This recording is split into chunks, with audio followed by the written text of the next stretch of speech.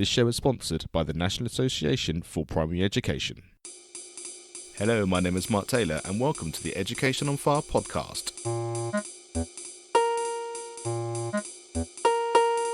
The place for creative and inspiring learning from around the world.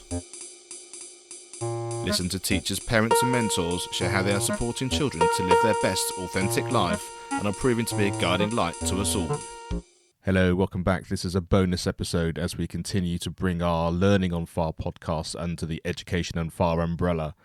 Now, who knew at the time of recording that so many children would be forced to learn online because of countries being in lockdown? However, there are many people who've been advocating this for a long while, and this episode, which was originally recorded in September 2018 with Addyson-Zhang, tells you exactly the sorts of things that we've been talking about here for quite a long time. And she created a classroom without walls, and it's just so incredible that actually now almost the entire world is having to teach in a way which would have been unthinkable just a few weeks, let alone a few months ago. So I hope you enjoy this episode. This is Addyson-Zhang talking about her classroom without walls. There comes a time in every person's life when you realise it's not about doing what you are told, but doing what you know is right for you. Let us take a journey of learning and discovery with the world's most successful people who are living the life of their dreams, walking through life using their inner wisdom and being of service to others. Forget exams, grades and test scores. What is your purpose? As we let go of what we think should be and learn from our elders to gain knowledge, inspiration and a true sense of who we are. What are your dreams? Does your life have meaning? Are you living a life of significance? Let's talk with today's guest. Hello and welcome as we spend some more time together on the Learning on Fire podcast. Today I'm talking to Addyson-Zhang.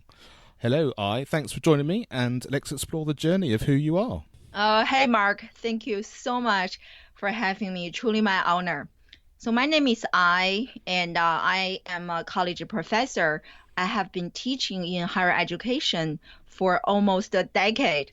And last year, we came to Korea with my two young children and my husband because of my husband's job. So we have been in Korea for a year and a half almost, and we have 8 or 9 months left in Korea. And also this year, I just launched my own company, which is called Classroom Without Walls. And that is what I do outside of the classroom. Besides being a college professor, I'm a digital learning consultant. I help educators make sense of social media so that they can use social media in their classrooms to enhance their teaching and learning, and also use social media to transform their own professional careers. And I don't know if I can mention this. I was so honored to be featured in Forbes 2 weeks ago. So that was really fantastic. The article shared my journey, my entrepreneurial journey as a college professor.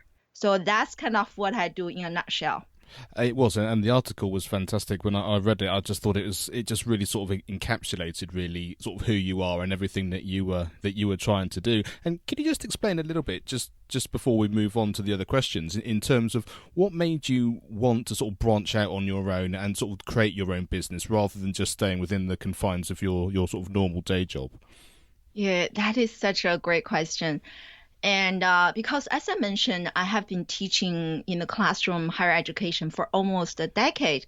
When I was on sabbatical, and when you are on sabbatical, you don't go to school to do teaching. So I was at home doing my research, and I just had this feeling, like I think when I was on sabbatical, I was 38 years old. So I was thinking about my life. I think when you are away from the routines of everyday life, you tend to think more about your personal journey.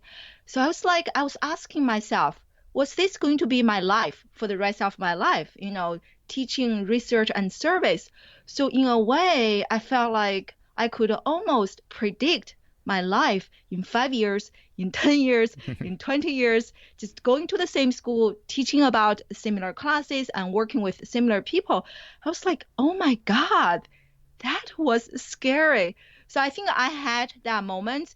And then on the other hand, I also love learning. I teach social media classes.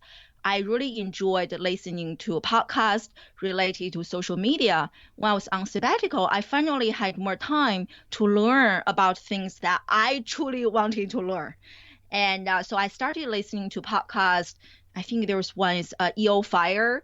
And so that was the first time I got exposed to people who are kind of like digital CEO, had a really like their own business, so passionate about what they do. And every day they were excited about Monday. I was like, really excited about Monday? I couldn't believe that. So I just kept learning and kept exploring this. And then later that year, and my husband got this chance to come to Korea. So in a way, I almost felt like I manifested this kind of study abroad or travel abroad opportunity to come to Korea through my husband. I was like, yes, let's do this. Even though I knew this may affect my career the most, being that I have this like stable job. So that's like we just came because I think I'm ready for a change and I wanted to take more risks. And after we came to Korea, it is really interesting in this because I'm a Chinese. Korean, I don't speak Korean language. I have never been to Korea myself. Being in this exotic environment activated something within me. And I was a lot more risk taking, a lot more creative. And later, I actually read in Adam Grant. I don't know if you know him. He's the author of Original. And I read in that book, he actually mentioned in the book that like when people travel to exotic places, they tend to become a lot more original. I was like, wow, that is exactly my journey. So since we came to Korea, I launched my Facebook live show. I started blogging, and then a few months later, I became a top writer in social media on Medium. But before May last year, I think I blogged maybe 3 or 4 times in my entire life. And then later, as I kept working with people, I hired a coach and keep learning. And then, like beginning of this year, I launched my own company. So everything, so many changes happened within last year. So my sabbatical was kind of the trigger, and then coming to Korea, just like I pulled the trigger, everything just like went crazy. And I have to say, within the last year, I have grown so much. Very challenging to be outside of my comfort zone almost on a daily basis. But I believe that's when and how we discover our true selves. And that's how I became alive again. Not just existing in life, but actually being alive, designing my life, creating my life, embracing challenges, facing challenges, and learn to figure things out. I think that's there's some great insights there, and what I really liked was that early on is you were just talking about the whole idea of manifestation and just the way that you started sort of almost the energy and the ball was sort of was rolling before life then took over in terms of you like say having to move and your husband changing his job and that kind of thing. And it's really interesting, isn't it, how sometimes that happens. It just starts with a feeling, where it starts with an idea or just a knowledge that something's about to change, and then from that everything sort of starts to take place, often if you just allow it to be the case, like you said, once you get out of your comfort zone. But that's where all these real growth things happen, where you can just expand into the opportunities that you wanted, really. Absolutely. And I do think the universe like is giving us signs, like I think you just need to have the courage to do it. It's like the universe is telling you, I come to Korea, you're going to change your life. And I just listened to my gut. I was like, okay, let's do this. Even though I had no idea I was going to launch my own company, starting a show and doing all those things. I had no idea. But I'm so glad I came and just trusted the journey and trusted myself. Yeah, great. And that's such a big thing, isn't it? Just trusting the whole process is just so key. So, I mean, you've explained to us a bit there about what your life looks like now, but I mean, how is that different from when you were younger and when you were growing up?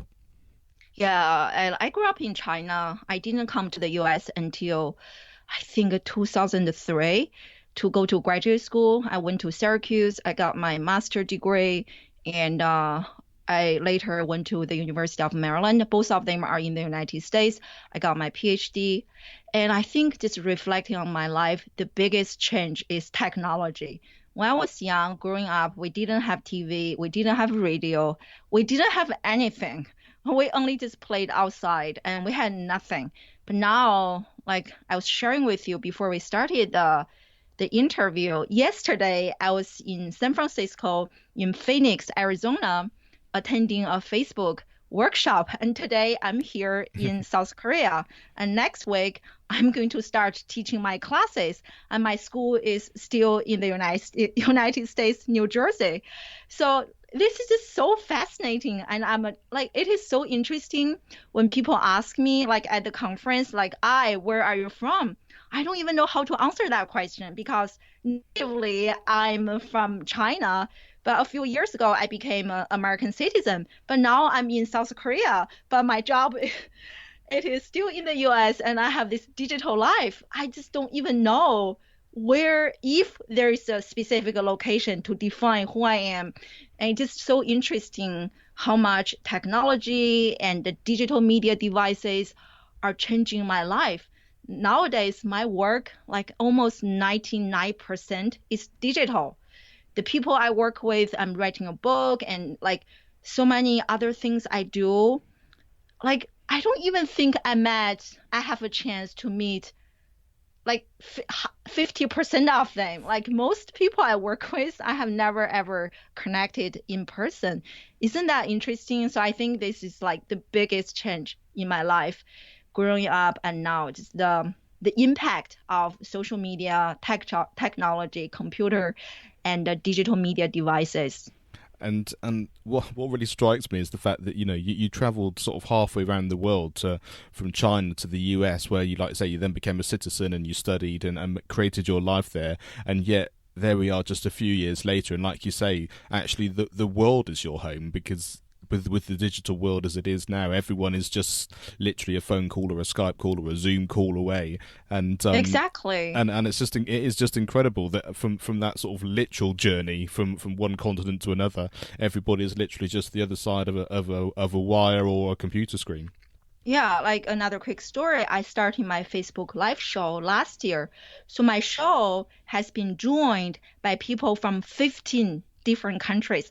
I never experienced that when I was a traditional college professor. I mainly have students from New Jersey, like one state. That's about it. But now for my classroom in the digital space, I have so many people from so many different countries, South Africa, Australia, United Kingdom. It is fascinating, all those people, and it is so amazing. And last month we had a family vacation to Bangkok, Thailand, Chiang Mai. So we went to Bangkok, we went to Chiang Mai, and during that month, I was still working on our panel to be submitted to South by Southwest EDU. So I was still doing conference calls with people from two different countries, Australia and Slovenia, to work on our panel when I was in Thailand. I was just like, oh my God. So yes, technology, transformative. Absolutely, and I think that's the thing for everyone listening, is just the fact that if you do feel confined by the small place that you live, or what you deem to be the barriers around you, the world is such a small place, and it can change very quickly, just literally by having a phone call, or realizing that there are all these communities out there online, as well as your visual and personal ones, which is such a key thing to keep hold of, I think. So what was valuable about your school experience, going back to your sort of learning as you were growing up? What was the most valuable thing that you can remember about that? Yeah, I hate to say this, which is how much I hated learning. And so I still remember this when I was young and I started schooling probably like 5 or 6 years old. I was really excited, passionate. I was like, Mommy and Daddy, I couldn't wait to go to school. And then somehow, 12 years later, I hated learning. And like I think reflecting, because I grew up in China and I received traditional Chinese education. I don't know the education system nowadays, but when I was young, it was mainly based on standardized exams and like just memorize everything and say whatever the teacher wanted to listen. And I had a little freedom to do things I wanted to learn. to learn in a way that made sense to me, and I didn't understand why I was learning what I was learning in the classroom. Just I spent hours learning math, physics, chemistry, because those were the subjects valued by the at least my school or Beijing, the capital city of China. And like I literally transformed from a little young 6 years old girl passionate about learning to like an 18-year-old young adult who hated learning. And I think the worst part was we were not allowed, or maybe not allowed, not encouraged to voice our critical thinking, our personal opinions. We have to be agreeing on everything. That was so suffocating, so suffocating. But on the other hand, because of this experience, I became so passionate in terms of education reform and teaching students in a way to make them passionate about learning, encouraging their voices, giving them the agency to empower them to take ownership of their learning and to become like interested in alternative education. So that is kind of my whole journey, how everything is coming together. Because of this unfortunate experience, I become who I am today and someone so passionate about learning in the 21st century. And I think that's a really important lesson for us all to learn, is the fact that some of the most valuable experiences we have aren't necessarily positive ones. They can be really showing us what we don't want or where we don't want to go. So that it's really interesting to hear that actually you can gain as much out of that, even if you wish it was different. But like you say, it just gives you the burning desire for your life beyond that to then change. And I think it's a really key thing to take away from all of that. Yeah. Which teachers do you remember, and why is that? Yeah, this one teacher, she's my middle school English teacher, and I love her so much. Unfortunately, she passed away a few years ago, and I really loved her for two reasons. The first one was, and you know my story earlier, I was slowly losing my interest in learning, but this teacher, she really believed in me, and she put me in this important like a leadership position. She was like, you can do it. I believed in you and you can be really good at English. So ironically, and I later became really good at it. So I don't even know if like which one comes first, right? Was I really good at English and then she assigned me into this leadership position, or this position made me become who I am? And since middle school and later high school and then eventually coming to the US, English is my strongest subject. I just love learning English language. So I really had to thank this teacher for that. And the second reason I really love her was that not only was she teaching us English, grammar, like vocabulary, things like that, but she was also teaching us about life.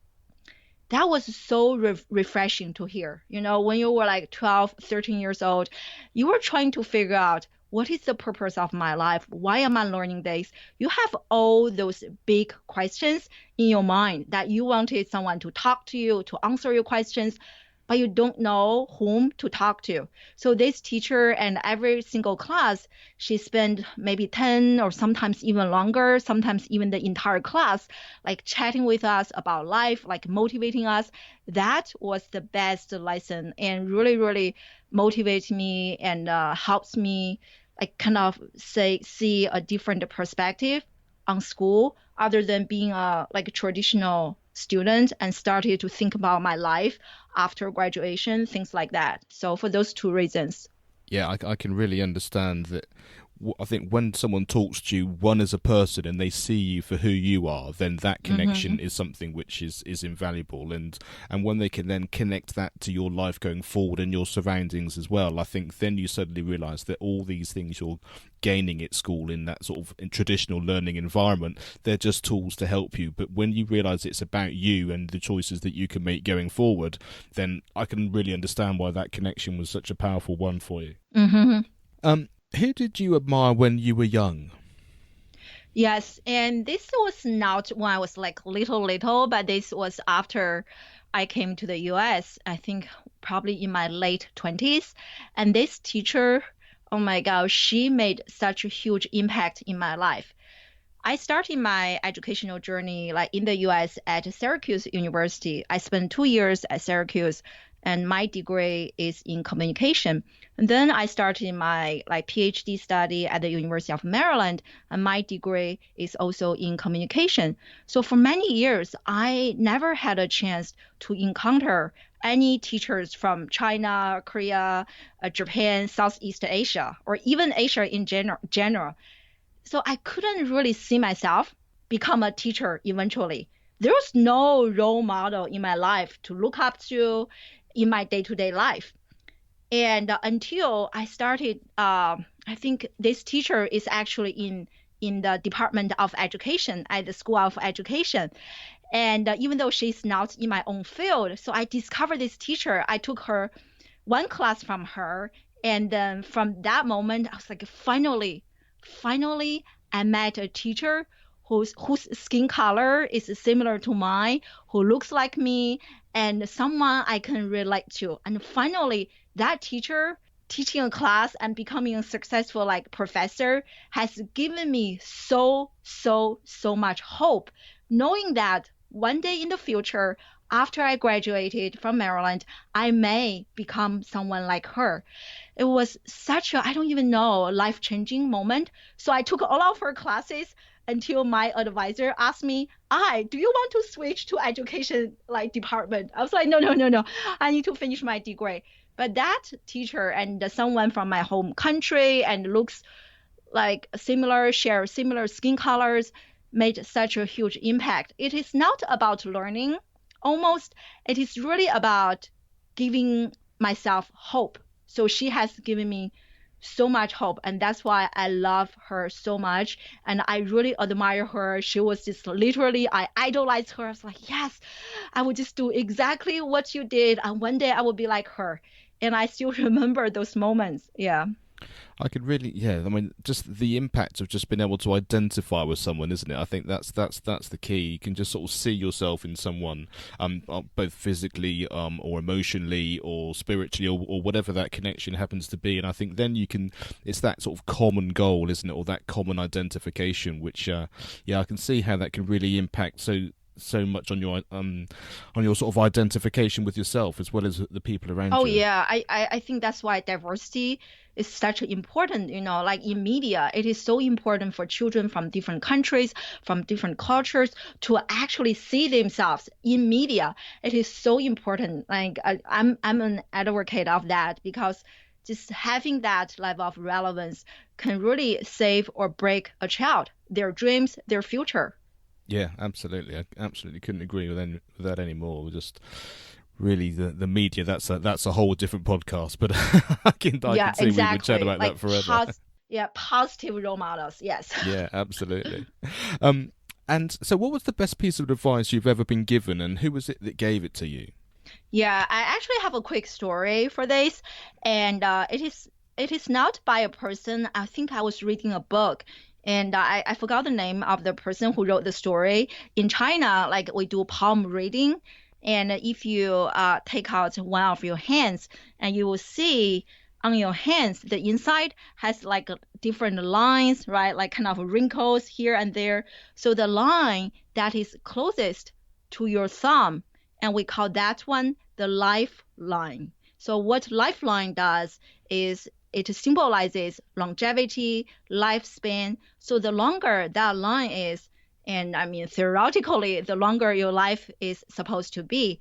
But the interesting part is if you are making a fist, and you will notice that more than 2/3 of this lifeline is going to be inside your fist. So what this tells us is we control our lives. And more than 2/3 of our lifelines are inside our hands, inside the fist, and we control our lives. Don't let other people control your life, and use yourself. Allow yourself to design your own life. So that story has been with me like forever, especially coming to the US and starting this journey. I love that story. Yeah. Yeah, that sounds amazing, and I can picture that whole analogy that just works so well for getting across such a great piece of advice there. What advice would you give your younger self now, as sort of someone looking back and being able to sort of give that advice from someone of a slightly older position? Yeah, definitely believe in yourself. And I think growing up, and we spend lots of time like studying other leaders, successful people, but we spend so little time looking within, like who am I? What are my values? What am I passionate about? And we don't do that enough. And somehow our education system doesn't encourage that. We don't really encourage our students to embrace who they are, their authentic selves. So there is this like school standard, this society standard, and expectations and standard from our parents, from other generations, from the media, from our environment. We spend too much time listening to others and trying to meet their expectation to the extent that we forget and ignore our inner selves.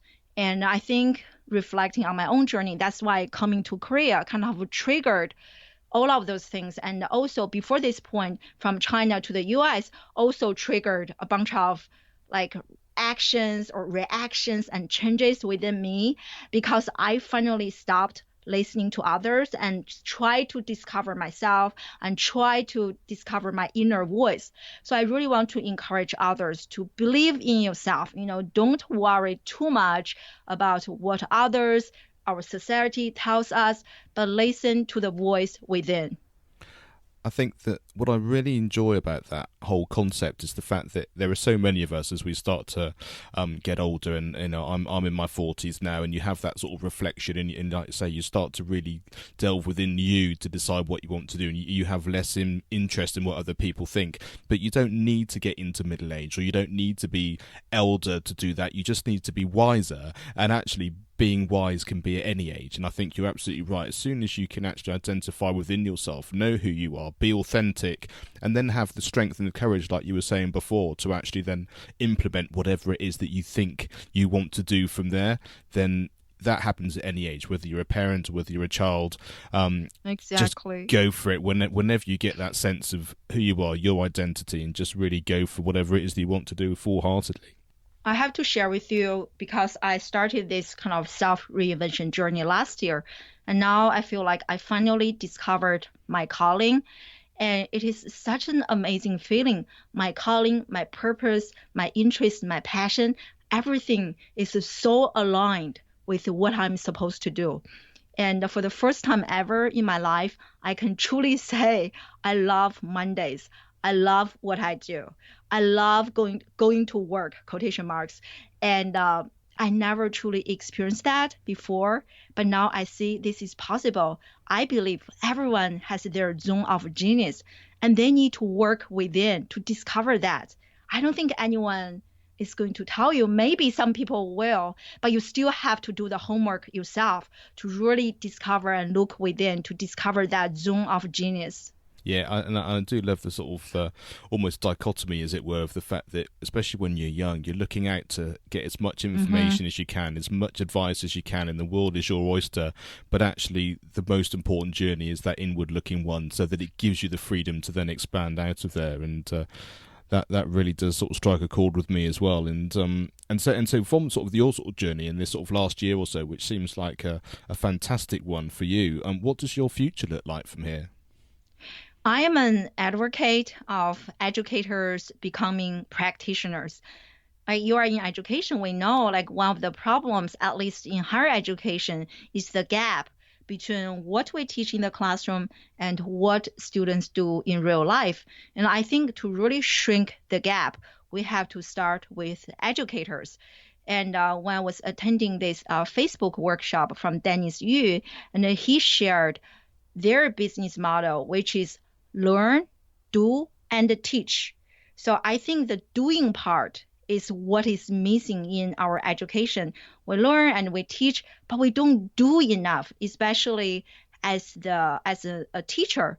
And my teaching career transformed once I started to walk the talk, to embrace social media, to embrace communication as a practitioner, not just a college professor talking about this, but a practitioner or entrepreneur practicing this in my day-to-day life. That makes a huge difference. So I really want to establish myself as like a leader in this I don't even know if there's a proper term for this, educator entrepreneurship. I don't know. So, but the intersection of education and the technology and entrepreneurship, I want to bring the three elements together.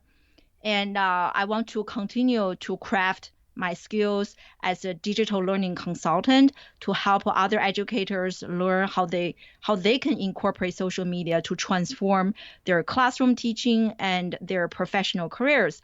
And my other friend and I, we are also writing our first self-published book. So in our book, we interviewed a bunch of educators who later become entrepreneurs or who are still educators but have their side hustles. And we interviewed them and shared their stories. Our book is to show educators the possibilities outside of academia and how they can leverage digital media and technology to enhance their own professional careers. And with the launching of that book, we are also thinking to launch a like entrepreneurship academy, so which is to train educators and to give them the necessary resources and support to become practitioners if they want, or to improve their skills outside of the classroom. And the reason was when I started my journey, I was just kind of like figuring things out, learning on my own. I made lots of mistakes.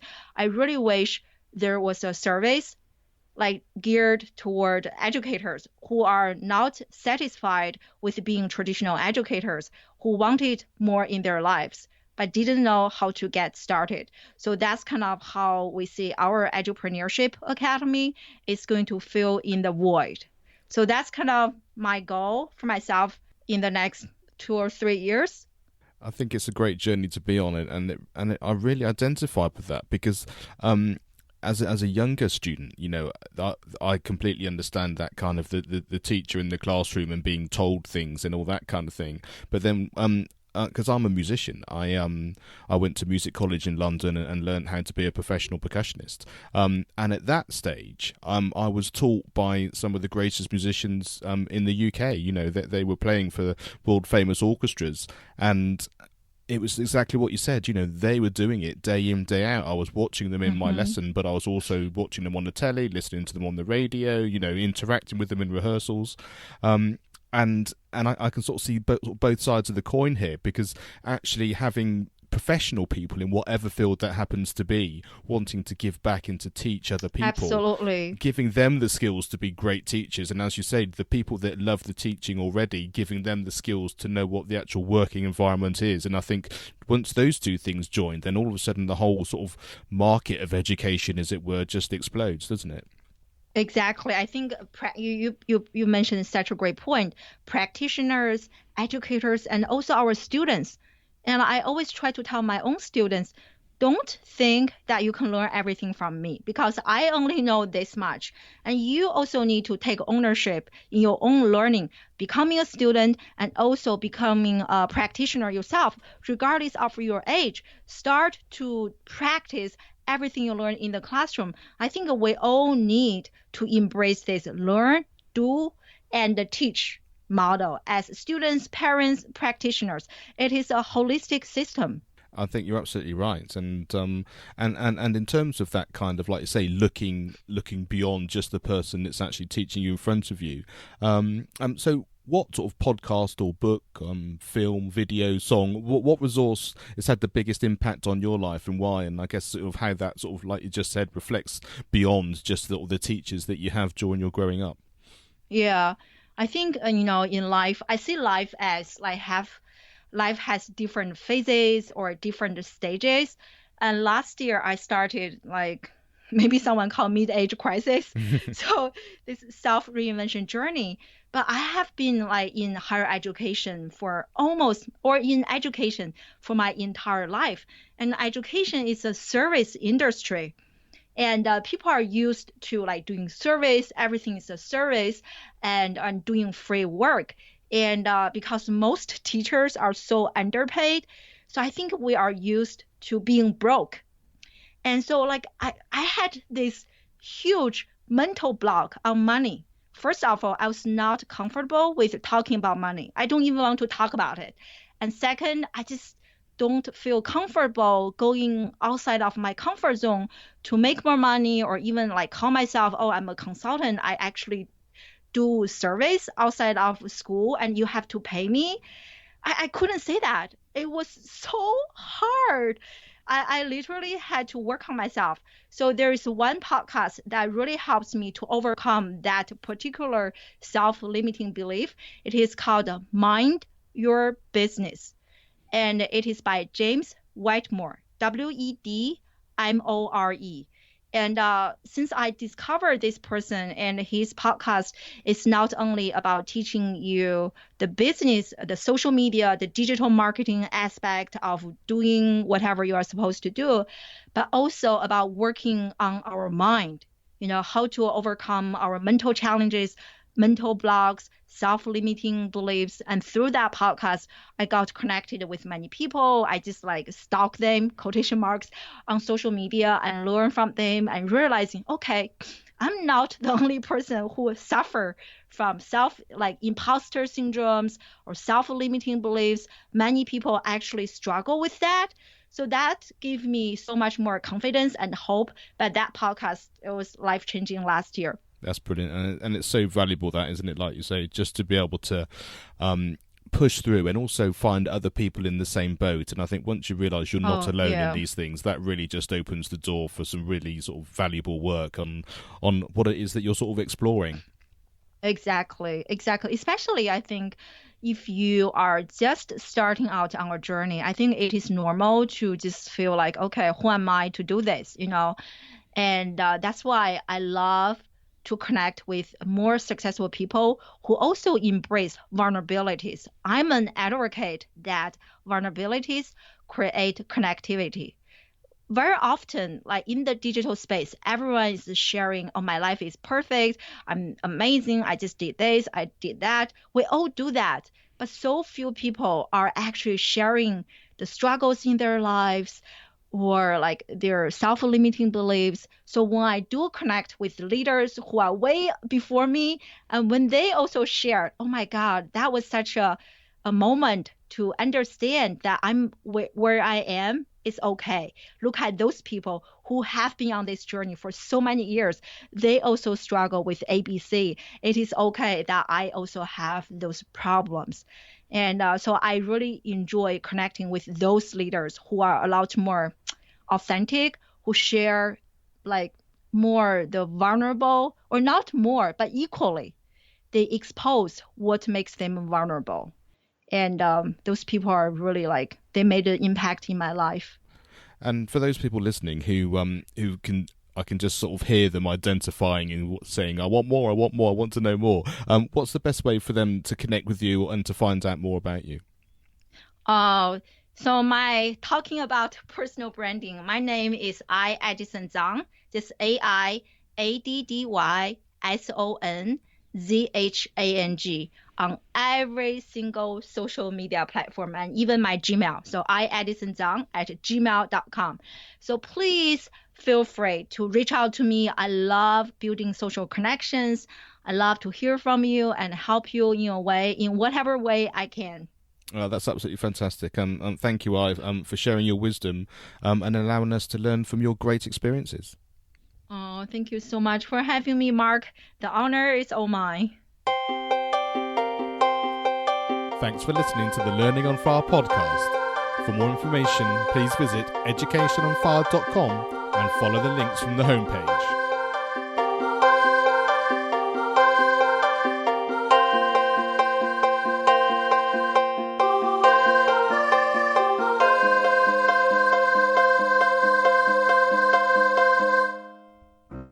Education is not the filling of a pail, but the lighting of a fire.